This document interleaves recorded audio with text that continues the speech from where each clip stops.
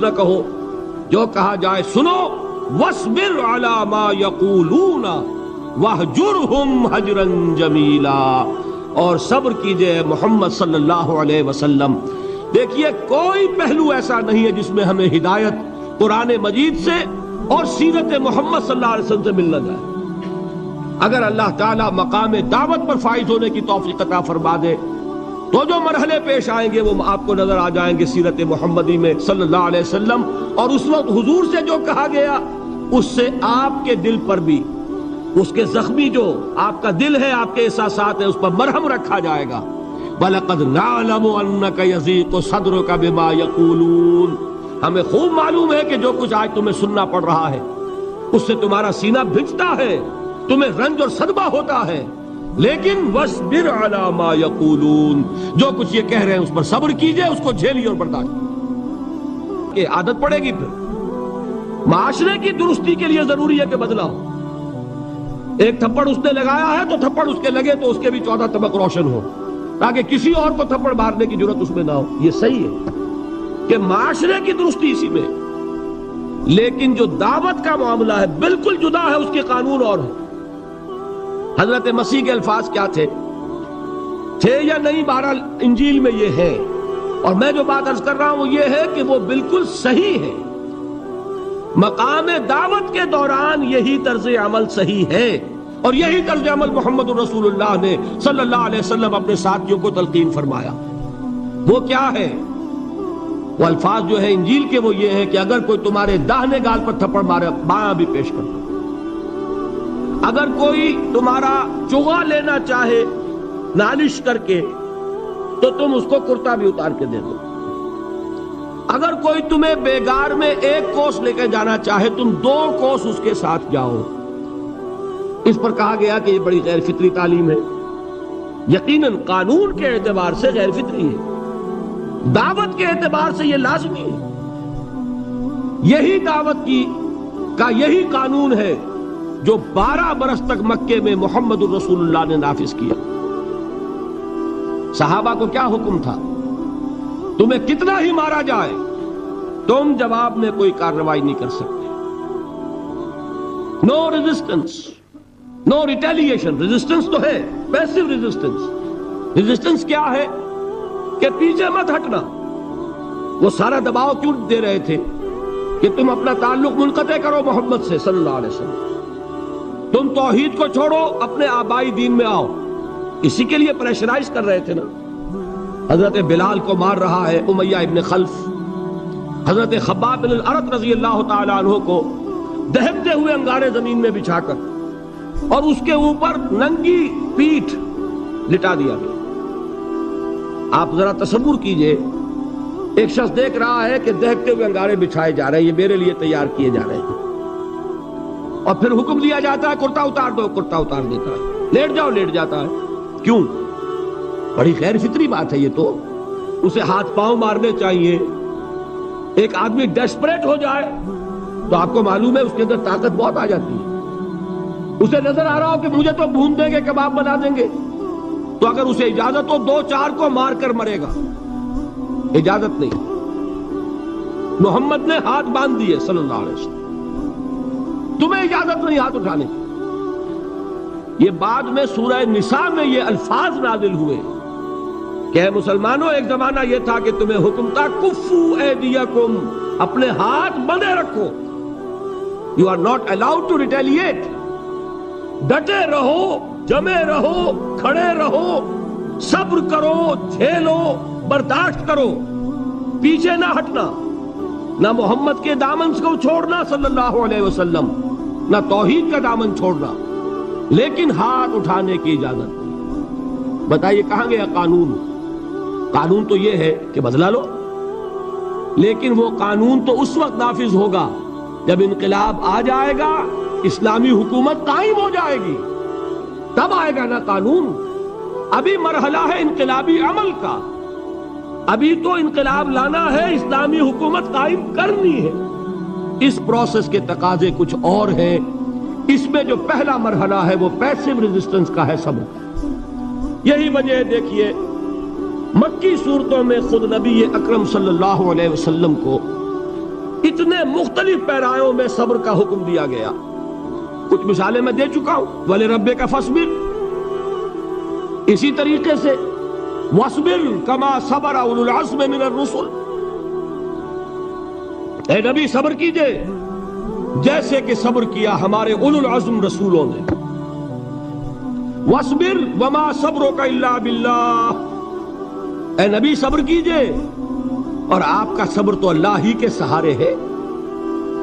وَاصْبِرْ لِحُکْمِ رَبِّكَ، یہ سورہ نون جس کی ابتدائی آیات میں نے آپ کو سنائی، نون والقلم وما یسطرون ما انت بنعمت ربک بمجنون، اس کا اختتام کیا ہوتا ہے؟ وَاصْبِرْ لِحُکْمِ رَبِّكَ وَلَا تَكُنْ كَصَاحِبِ الْحُوتِ إِذْ نَادَى وَهُوَ مَكْظُومٌ، اے نبی صبر کیجئے اپنے رب کے فیصلے کا، انتظار کیجئے اور اس مچھلی والے کے مانند نہ ہو جائیے. مچھلی والا کون؟ حضرت یونس علیہ السلام. مچھلی والے نے اپنے دینی حمیت اور غیرت جو تھی اس کی وجہ سے اللہ کے حکم کا انتظار نہیں کیا، اپنی قوم کو چھوڑ کر چل دی. نبی کا رسول کا یہ معاملہ ہوتا ہے.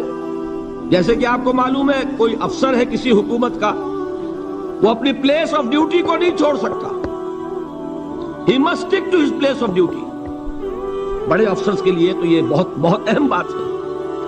تو اے رسول جہاں آپ کو ہم نے تعینات کیا ہے آپ وہاں سے ہل نہیں سکتے کہ ذرا مخالفت ہوئی، لوگوں نے فقرے چست کیے اور آپ کہیں اور چل دیے، دفع ہوئیے، یہ بات نہیں سننا چاہتے میں کسی اور کو سناؤں گا. ہو سکتا ہے نا، ہم تو کرتے ہیں نا یہ، اس لیے کہ ہمیں تو اللہ نے کہیں تعینات تو نہیں کیا نا. اگر ایک جگہ کے لوگ بات نہیں سنتے چلو بھائی ہم کہیں اور جائیں گے وہاں بات سنائیں گے. لیکن رسول کا معاملہ ہوتا ہے جو اس کی پلیس آف اپوائنٹمنٹ ہے، he cannot leave his place without the express permission of Allah subhanahu wa ta'ala. آپ نے یہ سنا ہوگا، سیرت کی تقاریر میں پڑھا ہوگا کہ مدینے کی طرف ہجرت کی اجازت حضور نے تمام صحابہ کو دے دی، خود منتظر رہے جب تک کہ اللہ کی طرف سے اجازت نہیں آ گئی. حضرت ابوبکر پوچھتے رہتے تھے حضور اجازت آ گئی کہ نہیں؟ نہیں ابھی نہیں آئی. حضور اذن آ گیا؟ نہیں آیا. ابھی نہیں آیا. حبشہ کی طرف سب کو بھیج دیا، اجازت دے دی جو جانا چاہے چلا جائے. حضور کی صاحبزادی جو حضرت عثمان کے نکاح میں تھی وہ بھی ہجرت کر رہی، لیکن حضور تو نہیں گئے. رسول نہیں چھوڑ سکتا اپنی جگہ کو. یہاں تک کہ تمام تقریباً صحابہ چلے گئے، حضور رہ گئے، حضرت ابوبکر رہ گئے، حضرت علی رہ گئے. اور حضرت ابوبکر پوچھ رہے ہیں بار بار اجازت آئی یا نہیں؟ نہیں ابھی نہیں آئی. حضرت عائشہ نے واقعہ بیان کیا کہ ایک روز اچانک دوپہر کے وقت ہم نے دیکھا کہ حضور نے اپنے پورے جسم کو ڈھانپا ہوا ہے، چہرے کو بھی کپڑے میں ڈھانکا ہوا ہے اور تشریف لا رہے ہیں. یہ اس میں تعجب کی بات یہ کہ عرب میں آج بھی آپ کو معلوم ہے کہ یہ چیز جو ہے ان کی روایات کے خلاف ہے کہ دوپہر کے وقت کوئی کسی سے ملنے جائے. یہ وقت جو ہے قیلولے کا ہے، آرام کا ہے. آج کل وہ عصر اور ظہر کے مابین کا وقفہ. تو ٹھیک دوپہر کے وقت تشریف لائے حضور.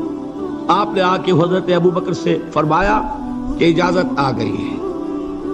اس میں ایک قصہ تھوڑا سا اور بتا دوں، بہت دلچسپ ہے اور بہت ہمارے لیے سبق آموز ہے. حضرت ابوبکر نے بہت خوش ہو کر ایک بات کہی، حضور میں نے 2 اونٹنیاں تیار کی ہوئی ہیں. یعنی اب آپ وہ تو سوچتے تھے نا شاباش ملے گی کہ میں نے تیاری کی ہوئی ہے. میں نے 2 اونٹنیوں کو خوب کھلا پلا کے فربا کیا ہوا ہے، بڑی توانا ہے تاکہ ہم تیزی کے ساتھ سفر کر سکیں. حضور نے توقف کیا، فرمایا ہاں ٹھیک ہے، 1 اونٹنی میں استعمال کروں گا لیکن میں اس کی قیمت ادا کروں گا. حضرت ابوبکر کی آنکھوں میں آنسو آ گئے. روتے ہوئے کہا حضور مجھ سے یہ مغایرت، کیا یہ جان اور مال کسی اور کے لیے ہے؟ آپ مجھ سے بھی کہہ رہے ہیں میری اونٹنی جو ہے وہ بھی بلا معاوضہ آپ قبول نہیں فرما رہے. یہ ہے محمد الرسول اللہ کی غیرت اور حمیت کا. ہمارا معاملہ جو ہے دین کی دعوت و تبلیغ کے اعتبار سے بالکل کچھ مختلف بنا ہوا ہے. اسی لیے وہ عزت نہیں، وہ وقار نہیں. یہاں یہ حال ہے کہ حضور کے خسر ہیں، جان نثار ہیں، یار غار ہیں، سب کچھ ہیں، لیکن وہاں بھی یہ معاملہ ہے کہ ٹھیک ہے اونٹنی کی میں قیمت ادا کروں. بہرحال میں جو عرض کر رہا تھا وہ یہ ہے کہ چونکہ رسول کو اجازت نہیں تو فرمایا گیا وَاصْبِرْ لِحُکْمِ رَبِّكَ وَلَا تَكُنْ كَصَاحِبِ الْحُوتِ۔ دیکھنا وہ جو یونس علیہ السلام جو انہوں نے کیا تھا، اجازت آئے بغیر وہ اپنی قوم کو چھوڑ کر کسی اور وجہ سے نہیں گئے تھے دین کی حمیت اور غیرت کی وجہ سے۔ یہ بدبخت بات سننے کو تیار نہیں ہے تو دفع ہو، میں کہیں اور جا کر اللہ کی بات کہیں سناؤں گا، لیکن اجازت کے بغیر نہیں جا سکتے۔ یہی وجہ ہے کہ پکڑ ہوئی، گرفت ہوئی اور مچھلی کے پیٹ میں رہے، وہاں وہ لا الہ الا انت سبحانک انی کنت من الظالمین، اور وہاں سے پھر اللہ تعالیٰ نے نجات دی، مچھلی نے انہیں اگل دیا ساحل کے اوپر۔ یہ ایک لمبی بات ہے۔ تو یہاں حضور سے کیا کہا گیا؟ صبر کی۔ اب دیکھیے ایک بات عجیب ہے، یہ ربط اپنے ذہن میں رکھیے، اللہ تو صبر کی تلقین کر رہا ہے اپنے رسول کو، اور رسول یہی تلقین کر رہے ہیں اپنے صحابہ کو، صبر کرو، جھیلو، برداشت کرو، ہاتھ مت اٹھانا، کوئی جوابی کارروائی نہیں ہوگی، بلکہ اپنے اوپر جھیلو جو کچھ جھیلنا ہے، ڈٹے رہو، پیچھے مت ہٹنا، یہ صبر ہے، لیکن ہاتھ اٹھانے کی اجازت نہیں۔ چنانچہ اب ذرا چشم تصور سے دیکھیے، ابو جہل اس نے جو بدترین روش اختیار کی، وہ ایک خاندان تھا حضرت یاسر، ان کی اہلیہ حضرت سمیہ، اور ان کے فرزند حضرت عمار رضی اللہ تعالی عنہم۔ یہ غلام نہیں تھے، حضرت سمیہ تو کنیز تھیں، لیکن یاسر غلام نہیں تھے۔ ان کی کہانی یہ ہے، واقعہ یہ ہے کہ یہ بہت نیک آدمی تھے یاسر، یمن کے باشندے۔ انہیں کو خواب میں بشارت ہوئی کہ نبی کا ظہور ہونے والا ہے مکے میں، جاؤ، شاید ان کے قدموں تک پہنچ جاؤ۔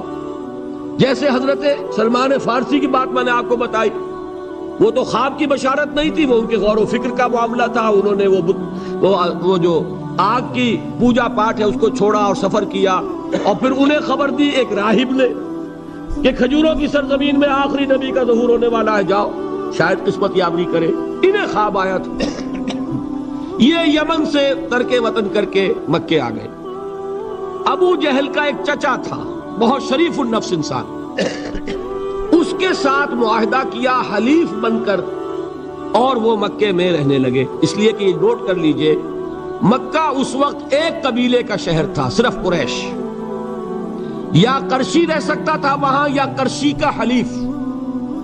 اگر کسی کے ساتھ اس کی، جیسے آپ کو معلوم ہے یہاں کاروبار وغیرہ کرنے میں سعودی عرب میں شراکت جو ہے وہ کسی لوکل سعودی کے ساتھ ہوگی تو آپ کر سکتے، وہ کفیل ہے، ورنہ آپ کچھ نہیں کر سکتے۔